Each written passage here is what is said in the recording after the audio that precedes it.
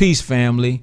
Today we want to talk about 10 reasons why we should and must boycott the NFL.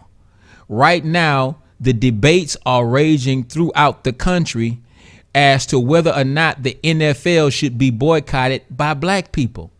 And while many have already jumped on board with the boycott, unfortunately, there are still way too many who are spending their time watching the NFL when they don't understand that there is a bigger picture that they must look at, and they must sacrifice their love for football in order to display their love for themselves and their community. Now, reason number one is Colin Kaepernick, the good brother, number 7 from the San Francisco 49ers. Now, right here on this very platform, when our brother Muhammad Ali, may God be pleased with him, made his transition, I asked the question, did black activism in sports die with Muhammad Ali? Will there ever be another black activist in professional sports to stand up for freedom, justice, and equality the way Ali did in the 60s? And before we could even upload the video from the Advise Show media platform, I turned on my television and I saw the good brother Colin Kaepernick sitting down during the national anthem, protesting police brutality, protesting the unjust way that the Sandra Bland case, the Mike Brown case, the Eric Garner case, protesting the way that those cases were mishandled, and saying that he would not stand for the national anthem until America began to recognize the rights of the least, the last, and the lost. Now, not only did he protest, he met the news reporters in the locker room. And when they challenged him on his position, he calmly and intelligently gave lessons that our children should and would be able to learn from for years to come. Now, when doing this, Colin Kaepernick knew he was risking being banned from the league.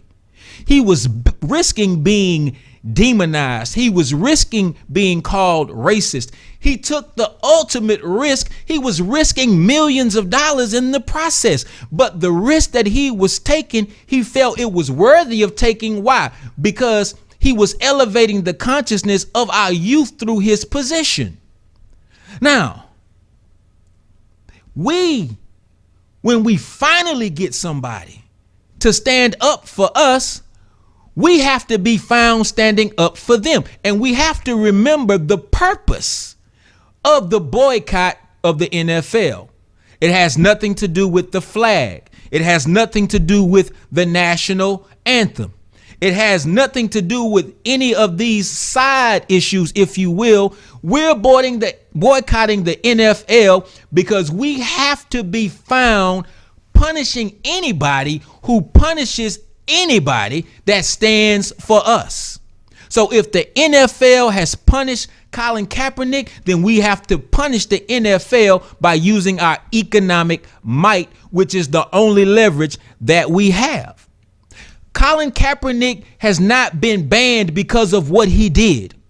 Colin Kaepernick has been banned and demonized because of who he did it for, black people.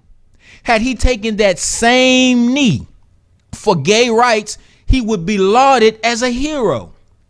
Had he taken that same knee to save the whales, he would not have lost sponsorships. He would have gained sponsorships. Had he taken that same knee in protection of the rights for police dogs, they would have loved Colin Kaepernick for that. But because he stood up for you, he's being demonized. And since he's being demonized because he stood up for you, the least that you can do is turn off Channel 0, and that would be the NFL.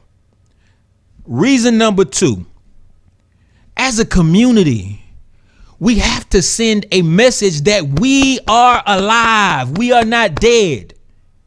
You cannot just kick us and we not respond. See, there are too many pacifists out there speaking for us. Too many apologists out there speaking as if though they speak for the masses of black people when they do not. A community that is alive rewards its friends and punishes its enemies. If Colin Kaepernick were Jewish and he took a knee for Jewish rights, the Jewish community, if Kaepernick were punished, would do everything within their power to shut down whoever punished the person that spoke for them. Colin Kaepernick is only as strong as those of us who back him.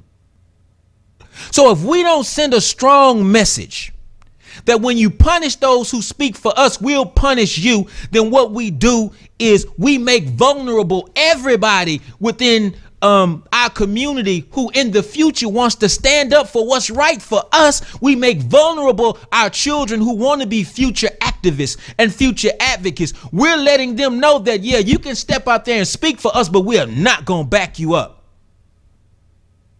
There's more at stake than just football. And I'll give this quick analogy, not to compare my community to a dog, but if you see an old hound dog on the side of the road, you want to know if he's alive and dead or dead, you walk up and you kick him. If you kick him and he doesn't move, there's a good chance that that hound dog is dead. But if you kick him and he jumps up and he bites you, that means that not only is he alive, he's also filled with fire. This is our day, brothers and sisters. Let us not let ourselves down. Number three, the number three reason why we should boycott the NFL is the vast majority of NFL owners are white, with only one owner of color, he's an Arab, who owns the Jacksonville Jaguars. Now, these demographics of this ratio, it reeks the same thing that we saw in the South on the plantation. Who owned the plantation? It was white men.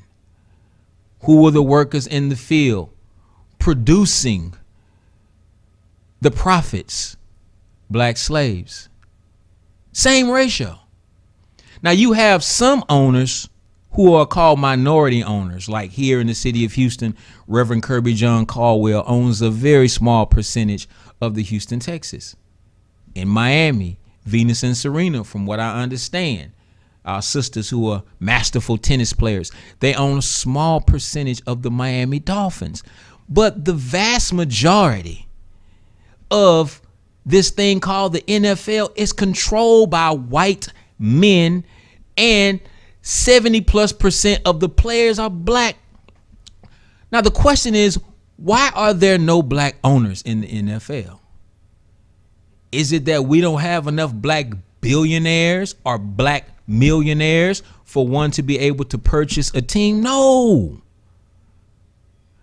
There are black millionaires who have wanted to own NFL teams, but the same way Colin Kaepernick was blocked and banned from the NFL in this quote unquote good old boy club, owners club that they have, they don't want no black men, especially free thinking black men, to be a part of that club, because if so, they will interrupt the status quo.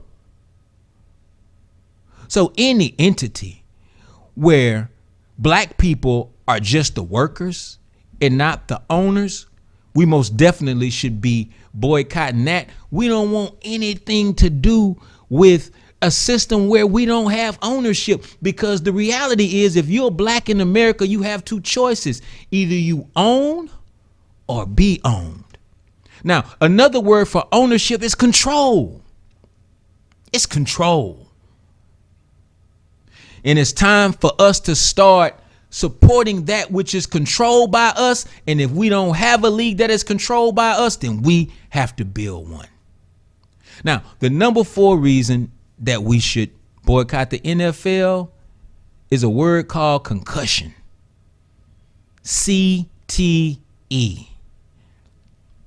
How many black men have gone through this factory called the NFL. They played for some time. They retired. And have a hard time finding their residence every single day. Get up every morning searching for a pair of shoes to put on, and it might be sitting right in their faces. And many lawsuits have already gone throughout the courts, and the NFL even put up a meager settlement to say, you know what, we understand. But they use black men up and have done so for years. And once they get out of the league, they're out of the league with no health care. They're out of the league with no support system. And the head trauma that they've suffered, many of them since they played Pop Warner Youth League football, it ends up ending their lives and impacting their lifestyles to a point to where they're no good. And when they pick up the phone to call that NFL owner or that general manager or that players association representative that used to answer their phone calls when they were playing, and they get no answer whatsoever, it is not then until they realize that they have been victimized and that the NFL means nothing to them. So Will Smith made a movie about it, and I think it's called Concussion. Go and watch that movie. And when you look at the way the NFL has handled business from day one, that one point in and of itself is worthy of a boycott. Number 5, the 5th reason that we should boycott the NFL is Earl Campbell. Now, some of you youngsters don't know who Earl Campbell is. Earl Campbell was a running back for the Houston Oilers.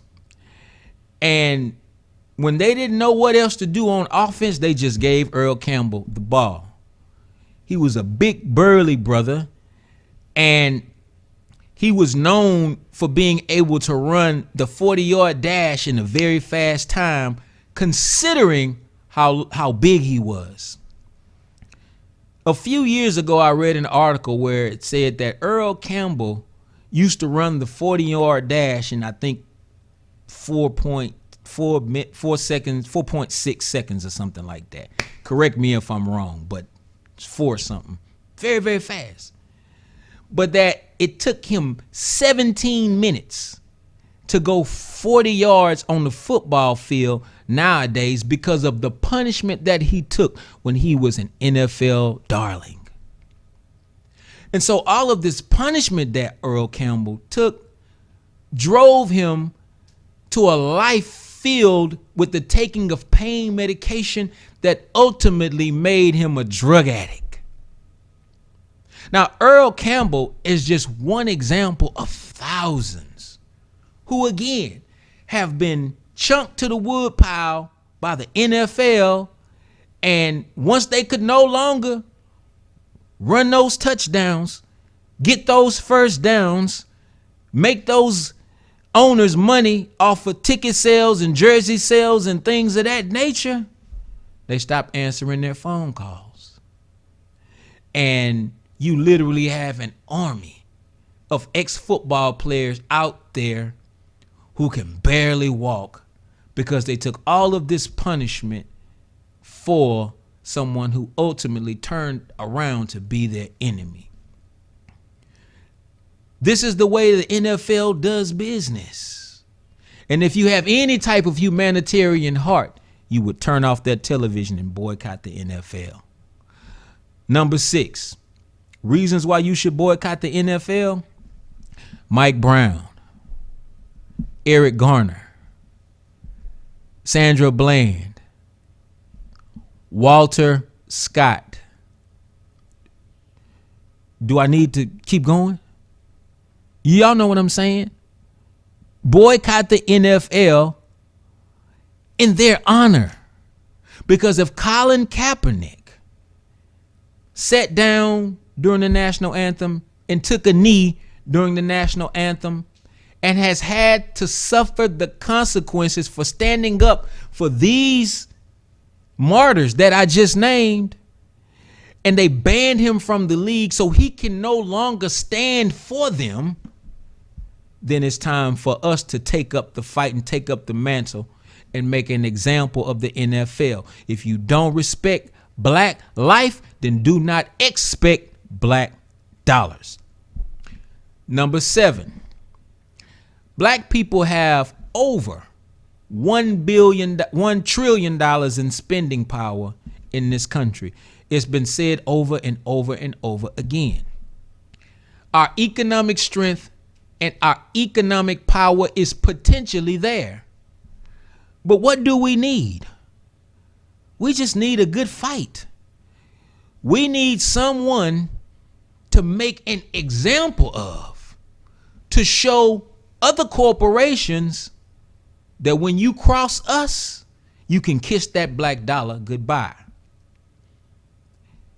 David was a warrior, but he needed an opponent. He didn't need just any opponent. He needed somebody that his brothers and others said could not be defeated. And so Goliath was the perfect opponent for David to prove his strength. You're not hearing what I'm saying. If we take the NFL down, that puts the NBA on notice. That puts Nike on notice. That puts Gucci, Chanel, Adidas, and every other corporation that thrives and survives off the black dollar. That puts them on notice to let them know if they can take the NFL down, they can take any one of us down. See, they looked at David, the little shepherd boy, and they said, you know what? If he can take out Goliath, he could take out any of us. And you know what happened? David ended up coming to power himself. What am I saying? I'm saying that we need a Goliath. We need a good fight on our hands. Maybe we'll stop fighting one another when we as a people get into a good fight, a worthy fight. And I think that this is the day, this is the time, and this is the one. So again, turn off channel 0. Stop watching the NFL. This is a whole lot bigger than football. Now, the number 8 reason I believe is probably the most important reason of all. And that is, if we can discipline ourselves to turn off of football, we send a message to our youth that sport and play is not more important than principle. We send a message to our youth that entertainment is not more important than your dignity. We go to these schools and we go into a classroom full of black boys and we ask the question, what do you want to be when you grow up? And we get angry when 5 out of 10 black boys raise their hands and say, I want to play football. But why is it that they want to play football? Well, you know, they want to play football because they saw Cam Newton come back to the hood in the Bentley, and, you know, they want that lifestyle.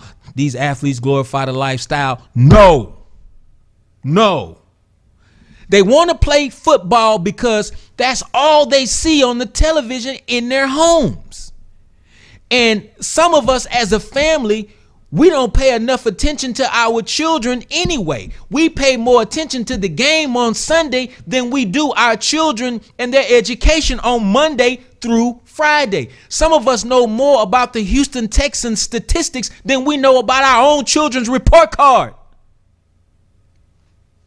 So if the child walks in the house and the whole family is cheering for Cam Newton, the entire family cheering for Ezekiel Elliott, the child is like, hell, I want my family to cheer for me too. Well, if this is what my people love, then that is what I want to be.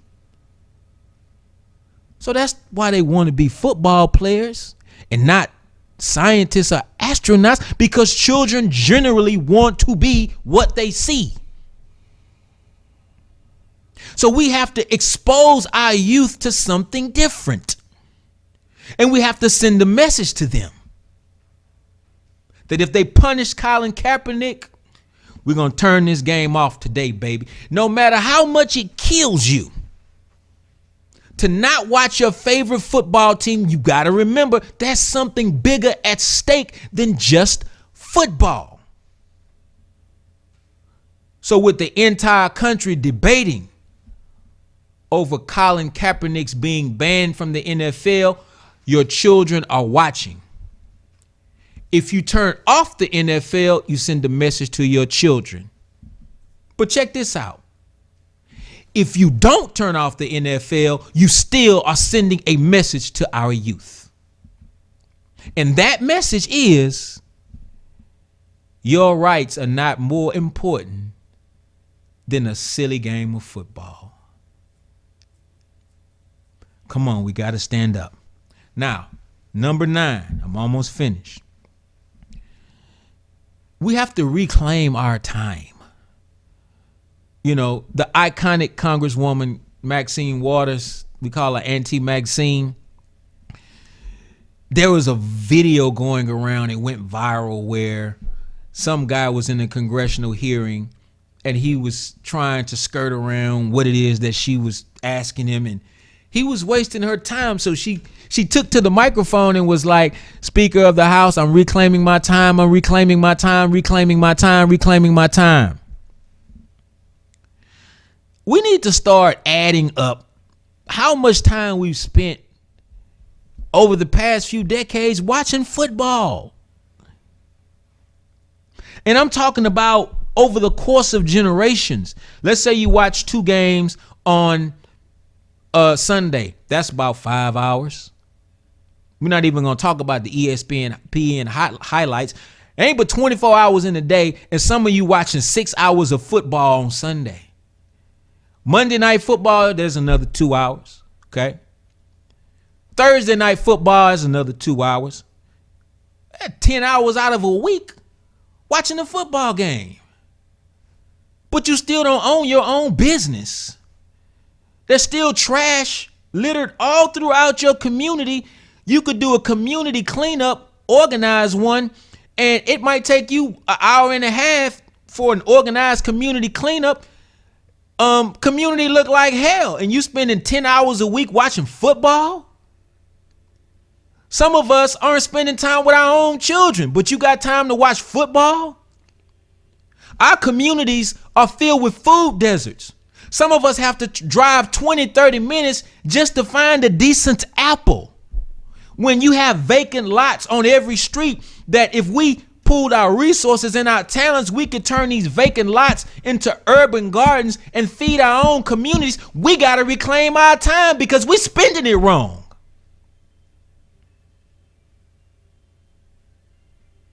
Reclaim our time. Because Black America, we're in a state of emergency and we don't have no time to be supporting anybody that punishes Black voices that speak strongly for us. So again, it's not about football. It's about us coming out of this dignity deficit. It's about showing that we are alive and not dead. It's about telling our children, sending them a strong message that nothing is more important than your life. And if in anybody that does not respect your life, they can count us out. Number 10 is Colin Kaepernick.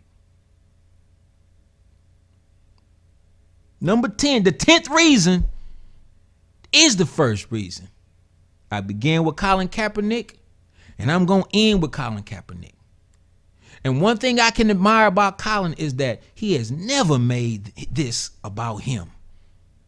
Even through the persecution and literal social crucifixion that he's going through, he has never one time made it about him. He has always made it about the people. And anybody who exhibits that kind of strength, courage, and character deserves our support. If these 10 reasons, out of them you can't find one that would encourage you to take a stand by turning off the NFL, then I don't know what to tell you. Peace.